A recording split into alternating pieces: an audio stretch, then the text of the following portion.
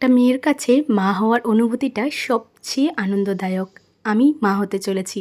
আমাদের মা কাকিমারা বাংলা মাস ধরেই হিসাব করে থাকেন প্রেগনেন্সির কত মাস হলো। তো ওই বাংলা মাস ধরে আজ আমার ৫ মাস হয়েছে। ৫ মাস কমপ্লিট হয়নি, মানে ৫ মাসে পড়েছে। তো ৫ মাসের স্বাদ দিতেই আমার শ্বশুরবাড়ি থেকে আমার ননদ আর আমার কাকিমা শাশুড়ি এসেছেন। তার সাথে এই যে ননদের মেয়ে আর কাকিমা শাশুড়ির মেয়েও এসেছে। তো মিষ্টু আর অনু ওরা দুজন মিলে আমার সাথেই এখন স্বাদ খাচ্ছে। বলে নাকি বাচ্চা কোলে নিয়ে এই স্বাদটা খেতে হয়। তো ওদেরকে একবার কোলে নিয়ে একটু করে খাইয়ে দিলাম। যেহেতু ওরা এত বড় হয়ে গেছে, কোলে নিয়ে খাওয়াটা সম্ভব নয়, সেজন্য ওদেরকে পাশে বসিয়ে রেখেছি আর এখন তিনজন মিলে খাবারটা খেয়ে নিচ্ছি। বাড়িতে আত্মীয় স্বজন এলে ভীষণ ভালো লাগে, কিন্তু রান্নার একটা ঝামেলাও থাকে। তো এদিকে দেখুন মা ওদিকে খাবার খাচ্ছে বলে বাবা রান্নাঘরে বসে মাছটা ভেজে দিচ্ছে।